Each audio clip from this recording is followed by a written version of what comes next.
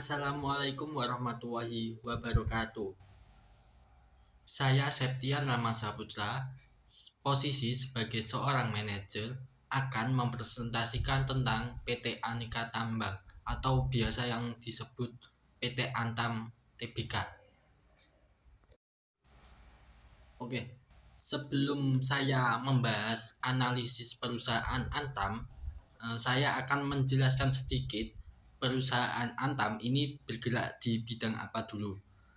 Jadi, perusahaan Antam ini anggota dari MinID atau biasa yang disebut Mining Industri Indonesia. BUMN Holding Industri Pertambangan merupakan perusahaan pertambangan yang terdiversifikasi dan terintegrasi secara vertikal yang berorientasi ekspor melalui wilayah operasi yang tersebar di seluruh Indonesia yang kaya akan bahan mineral. Kegiatan Antam mencakup eksplorasi, penambangan, pengolahan, serta pemasaran dari komoditas biji nikel, ferronikel, emas, perak, bauksit, dan batu bara. Jadi, perusahaan Antam ini menghasilkan penambangan dari sumber daya alam. Kemudian, perusahaan Antam memiliki konsumen jangka panjang yang loyal di negara Eropa dan Asia.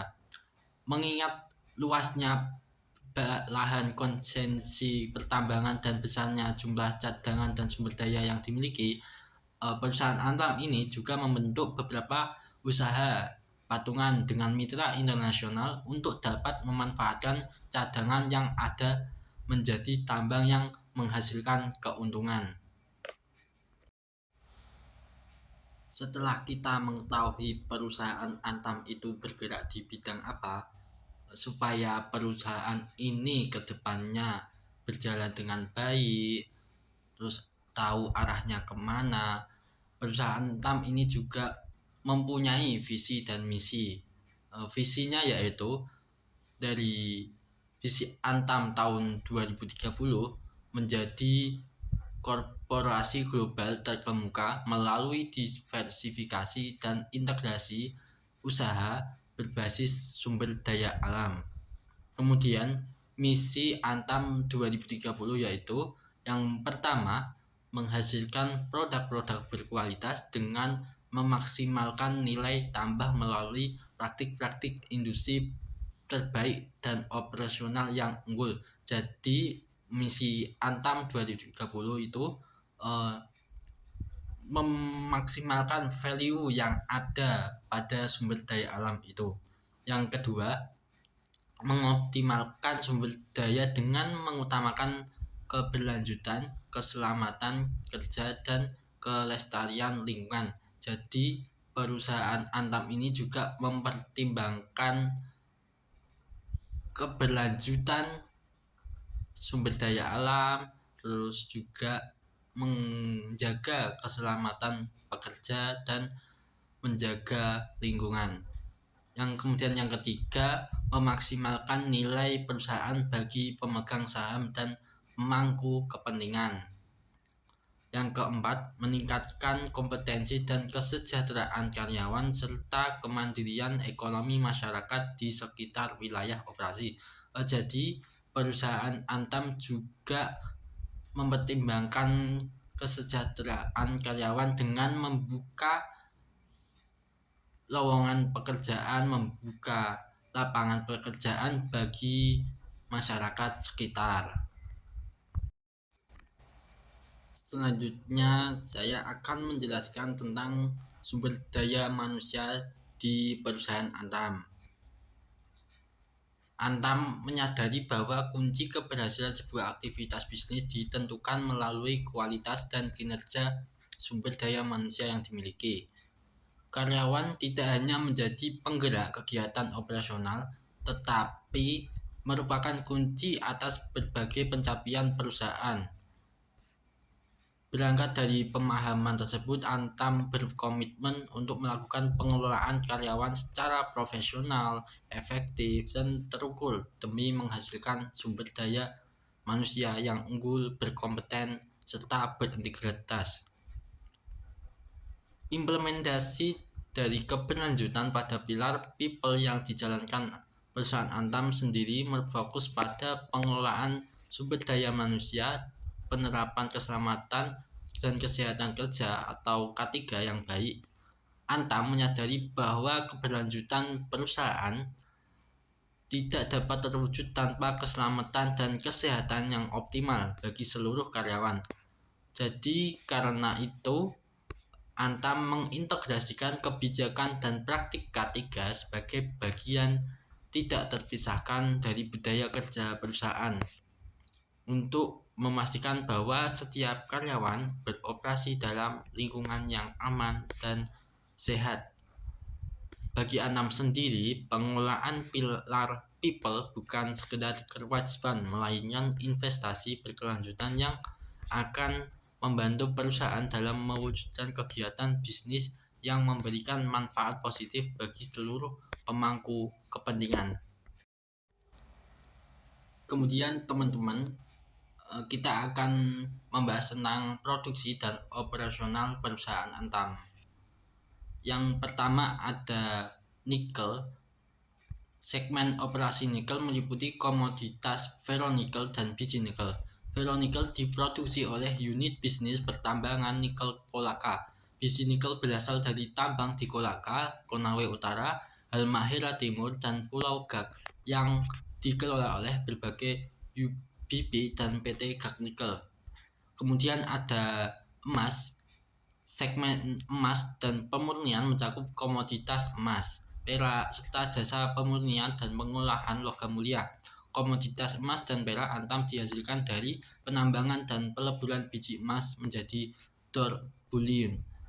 Penambangan biji emas Antam dilakukan dengan metode bawah tanah di Pongkor, yaitu di Jawa Barat oleh UBB Emas. Sejak Juni 2022, tambang emas di Cibaliung yang dikelola oleh PT Cibaliung Sumber Daya telah mulai aktivitas pasca tambang. Yang ketiga ada jasa eksplorasi. Unit Geomin adalah salah satu dari 5 Antam Tbk yang mengelola eksplorasi dan pencairan sumber daya mineral. Berpengalaman lebih dari 30 tahun, unit Geomin telah menjelajah ribuan kilometer di seluruh Indonesia. Yang kemudian ada bauksit. Komoditas bauksit perseroan diproduksi oleh tambang bauksit Tayan, Kalimantan Barat yang dioperasikan oleh UBB Bauksit Kalimantan Barat. Bauksit yang ditambang digunakan sebagai umpan pabrik chemical grade alumina atau yang biasa disebut CGA di Tayan. Tambang dioperasikan dengan metode penambangan terbuka. Biji yang ditambang dicuci, kemudian disaring dan dikirim atau distribusinya ke pabrik CGA serta dijual kepada pelanggan pihak ketiga. Nah, kali ini masuk ke bagian pemasaran. Jadi saya akan menjelaskan sedikit bagian pemasaran ini. Yang pertama ada segmenting atau segmentasi pasar, teman-teman. Perusahaan Antam melakukan segmentasi pasar berdasarkan komoditas, geografis, dan konsumen. Komoditas dari Antam membagi pasar berdasarkan produk utama seperti emas, nikel, bauksit, dan batu bara. Setiap komoditas memiliki segmen pasar dan konsumen yang berbeda, baik domestik maupun internasional. Yang kemudian geografis, wilayah operasi dan pemasaran tersebar di seluruh Indonesia dan beberapa negara tujuan ekspor, terutama di Asia dan Eropa. Yang selanjutnya ada targeting atau penetapan sasaran. Antam menerapkan strategi targeting dengan konsumen industri, menargetkan industri manufaktur dan perusahaan yang membutuhkan bahan baku logam seperti nikel untuk baterai kendaraan listrik atau bauksit untuk produksi aluminium. Kemudian ada konsumen retail, menargetkan masyarakat umum dan investor melalui jaringan butik emas logam mulia yang tersebar di berbagai kota di Indonesia seperti melalui sistem omni-channel untuk memudahkan akses pembelian emas batangan. Kemudian yang ketiga ada positioning, untuk penentuan posisi perusahaan sendiri. Produsen logam mulia terpercaya. Emas logam mulia Antam dikenal dengan kemurnian tinggi dan sertifikasi LBMA sehingga diposisikan sebagai produk investasi dan tabungan yang aman dan likuid. Kemudian penyediaan bahan baku industri unggulan. Produk nikel dan bauksit Antam diposisikan sebagai bahan baku yang kompetitif dan berkualitas untuk industri manufaktur dengan dalam negeri dan ekspor. Kemudian perusahaan pertambangan terintegrasi dan berkelanjutan atau sustainable. Perusahaan Antam menonjolkan integrasi vertikal dari eksplorasi hingga pemasaran serta komitmen pada praktik tambangan berkelanjutan dan ramah lingkungan. Setelah kita membahas pemasaran, kita masuk ke analisis SWOT dari perusahaan Antam. Yang pertama ada strength. Antam mengelola beragam komoditas utama seperti nikel, emas, bauksit, dan perak yang memperkuat ketahanan bisnis dan mengurangi risiko ketergantungan pada satu produk saja. Yang kemudian ada weakness. Biaya produksi sangat sensitif terhadap perubahan harga bahan bakar dan energi. Jadi operasional mempengaruhi harga bahan baku. Dan ketiga ada opportunity, adanya izin dan kebijakan hilirisasi yang mendorong pengolahan dalam negeri dan penambahan nilai tambah produk. Jadi ini untuk memperkuat produk emas, nikel sehingga bisa tersalurkan dengan baik. Kemudian ada threats, masuknya perusahaan tambang asing dan persaingan ketat di pasar komoditas internasional. Jadi ini merupakan dampak positif dari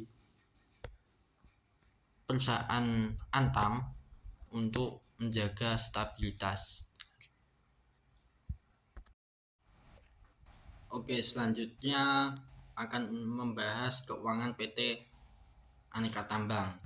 Jadi untuk biaya operasional dan usaha, beban usaha sepanjang tahun 2024, beban usaha Antam tercatat sebesar 3, triliun, turun 5% dari tahun sebelumnya, yaitu 3,7 triliun. Penurunan ini disebabkan oleh efisiensi biaya logistis dan asuransi meskipun penjualan komoditas nikel dan bauksit terdampak kendala perizinan.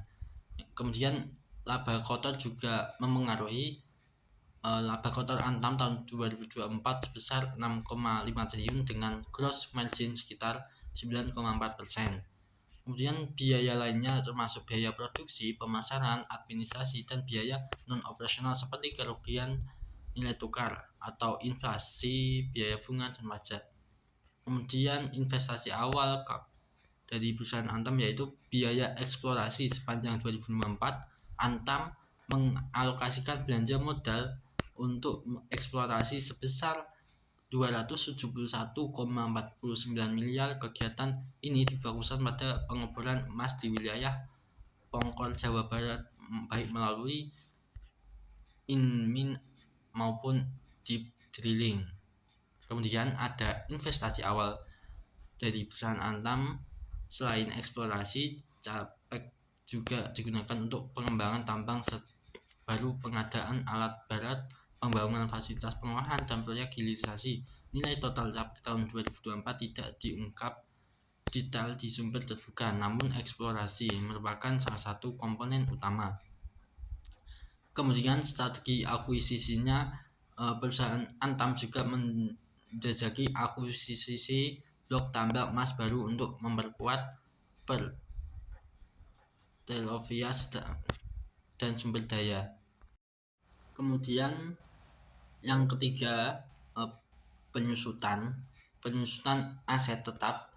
Dalam data laporan keuangan Antam, penyusutan aset tetap dan amortisasi merupakan komponen penting yang mengurangi laba kotor menjadi laba bersih. Nilai penyusutan ini biasanya diungkapkan dalam laporan keuangan konsolidasi. Namun, data rinci tahun 2024 belum tersaji di sumber terbuka. Namun secara umum, penyusutan mencakup aset tambang, mesin, peralatan, dan bangunan. Dampak dari laba bersih ini, penyusutan yang tinggi dapat menurunkan laba bersih, namun juga menjadi indikasi investasi besar di aset produktif. Kemudian ringkasan dan analisis keuangan dari Antam sendiri. Efisiensi biaya. Antam berhasil menekan beban usaha melalui efisiensi biaya logistik dan asuransi, meskipun penjualan beberapa komoditas terdampak perizinan. Kemudian investasi di eksplorasi. Alokasi CAPEX untuk mengeksplorasi dan akuisisi menegaskan komitmen Antam dalam menjaga dan meningkatkan cadangan sumber daya. Kemudian ada penyusutan aset tetap. Penyusutan aset tetap menjadi komponen yang cukup signifikan dalam struktur biaya, mencerminkan investasi besar di infrastruktur dan alat berat. Terima kasih telah mendengarkan analisis saya dari perusahaan Antam. Wassalamualaikum warahmatullahi wabarakatuh.